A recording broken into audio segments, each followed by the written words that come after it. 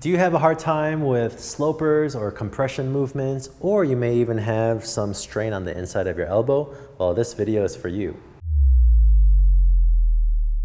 Hi, my name is James with Lee Physical Therapy. So last time we talked about lumbricals, which help with slopers, right? You gotta make that contact strength here, keep it strong. So in light of that, I wanted to talk about how you can help improve your sloper game with improving wrist flexion strength. So you do need strong lumbricals, but simultaneously you also need to engage wrist flexion at the same time. That is a completely different muscle group than your finger flexors. So a lot of times when people will do like dumbbell exercises, so they'll grab a dumbbell and then they'll do like wrist curls like this. Without knowing it, you're actually assisting a lot of wrist flexion with your fingers, because when your fingers are closed and you're doing this, a lot of that assistance is also coming from the finger flexors. Whenever I see people that come to see me with wrist issues, I'll test their strength in a fist position. I'll have them hold this position and see how strong it is. And normally it's very strong. I can't really break them. But the moment I have them open up their hand and hold that position, and as I try to push, immediately it gives because it's a lot weaker. And there's a clear difference because it shows that your wrist flexors are actually significantly weak. And so if you have a hard time with slopers or like compression movements where you have to squeeze hard, it may actually be coming from the weakness of your wrist flexors. From an injury standpoint, if you have weak wrist flexors, you can end up having some pain either in the TFCC area or some roughly pain in the wrist itself because you don't have the ability to stabilize your wrist if those wrist flexors are weak. And then another injury standpoint is wrist flexion. These muscles all insert into the medial epicondyle. You may end up feeling some pain along the flexor tendon, the common flexor tendon, or within the muscle group here, or even at the actual bone of the medial epicondyle. There may be a lot of sensitivity to that area because these wrist flexors are just lacking the strength to be able to continue to climb, and with all the stress of climbing, that's gonna contribute to a lot of aches and pains either at the point of the elbow or the wrist. Just to give you a really simple breakdown of the anatomy of the wrist flexors, you actually have two different wrist flexors. One is called the flexor carpi radialis, and the other one is called the flexor carpi ulnaris. At the point of the wrist, we have all these different tiny bones here. These are the carpal bones. There's 8 of them in total. So the reason why they call flexor carpi ulnaris is because one of the wrist flexors is connected to the ulna side, and now this bone is called the radius. You got the flexor carpi radialis. So at the point of the elbow, it all originates from the medial epicondyle, and then these two different muscles will come across, travel, turn into tendons, and the flexor carpi ulnaris is connected to the base of the 5th metacarpal, the pisiform, and the hamate. So this little bundle of connection there forms a flexor carpi ulnaris. And then you also have the flexor carpi radialis, which the attachment sites are actually at the base of the 2nd and 3rd metacarpal, as well as the trapezium, the little bone that sticks out of the trapezium there. So you got a little bundle of attachments there that all connect, and those two muscles will come down and converge into this common site, common flexor tendon.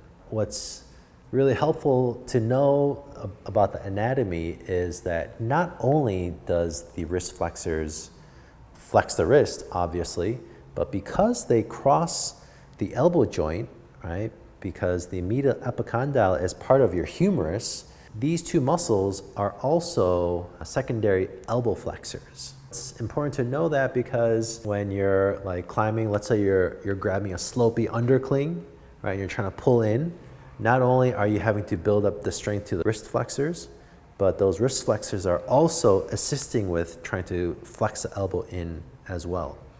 So there's many times when specific angles of compression movements, or whether you're trying to do slopey underclings, like certain specific angles where that may cause more stress to the inside of that elbow, and you'll feel more of that pain. And partly to build up that strength with exercises that you may want to actually find those specific angles and try to rehab and build up some strength with that. So common injuries with wrist flexors, right? Because if those wrist flexors are inadequate in order to generate that force with climbing on slopers or compression movements, a lot of times I'll see patients that come to see me, they have like either medial epicondyle pain or pain along the inside of their elbow, or it can even be pain along the wrist here. They may feel some pain that sort of crosses the thumb area as well. But it happens a lot when I'll get their history and then they say like, it started ever since I tried to project this like really slopey route, right? And so if they're just constantly trying to slap and keep that tension and you don't have the ability for the strength in those wrist flexors to withstand that constant repetitive stress, then it's more of a strain either to the muscles or it's connective tissue around the insertion point of where these muscles are located. And so I'll test them to see, how strong they are with the wrist flexion this way. And then if they're much weaker in this position, then we know automatically that it's going to be more related to just trying to build up strength to those wrist flexors. Good ways to help rehab or even help to build up the strength to your wrist flexors are trying to find ways where you're isolating the wrist flexors, meaning you don't really want to use the dumbbell where you're grabbing it like this and then you're just working on curls, but you actually want to open up your hand. You can use like mini medicine balls. This is around 6.6 pounds, or you can also use a kettlebell and just grab the ball portion of the kettlebell. In a horizontal position, you want to just work this range, finding a relatively heavy weight, but something where you can actually do around 10 to 20 reps. In a horizontal position, another way to do it is just keeping the arm right by your side and then working those curls with that same weight that you have there.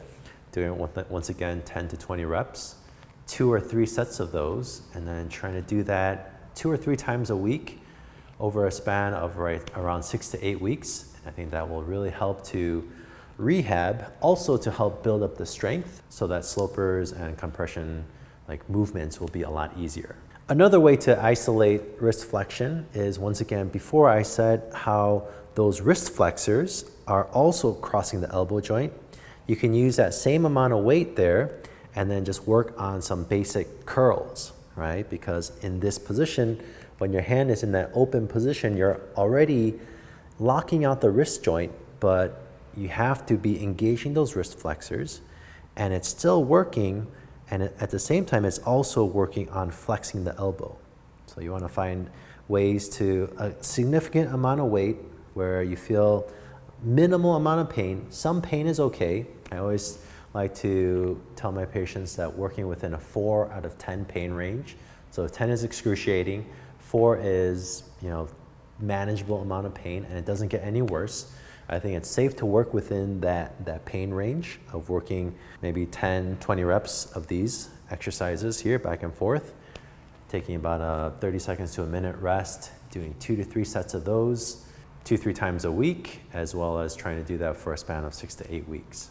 Another way that you can actually help to really isolate wrist flexion strength, as well as helping to improve some of the strain that you're feeling on the inside of the elbow, is you want to lay on your side, keep your elbow roughly on the table, or you can even do this on the floor. You want to find that specific angle where you feel some of that strain on the inside of the elbow as you're holding the weight. And you can just work that range of where you feel some of that discomfort or some pain, and just work maybe around holding 10, 20 reps of this. Or you find that specific angle where it hurts, and then in that specific angle, you're just working the wrist flexors back and forth like this. And that's working on tensioning that area to help almost recalibrate your nervous system, because some of these aches and pains, not necessarily always an indication that there's actual tissue damage, but maybe it's because you just worked a project for a long time and it just put a little exorbitant amount of stress, and now you have to try to recondition it to calm down that pain response that it it just gets triggered in the brain. And by doing these exercises, it can also help to reduce, sort of settle in and recalibrate that sensation of like what your brain is trying to understand, interpret this as being painful, when in actuality, it was a weakness that just you have to retrain it, and that will help to settle down the brain, your nervous system, and you don't feel so much of these like random aches and pains. With wrist flexion, what's also very important is learning to keep tension as you're climbing, because you may find like a hold that you're crimping onto and you neglect to actually keep tension in the wrist. Then there can actually be like a strain through the wrist, or sometimes these muscles are lacking that engagement. Then you may end up straining those wrist flexors. It's important to build up strength, but at the same time, as you're building up that strength, you want to really try to consistently apply that on the wall, which means that you have to really learn to keep body tension.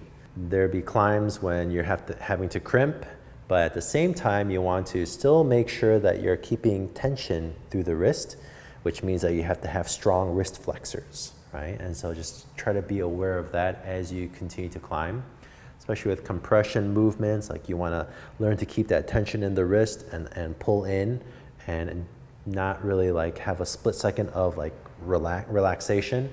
That can put some strain in the muscles as well. So body tension is also very important as you continue to learn how to climb and build up the strength in those wrists. Thanks so much for watching. This was particularly focused on slopers. My previous video was talking about lumbrical strength. Be sure to check that out. It's gonna help to improve your sloper game. And today we talked about wrist flexion strength, which also plays a very critical role in helping to stabilize your hand with slopers and compression movements. If you have any specific topics that you want me to cover, be sure to comment below. I'll try to cover that topic in a future video.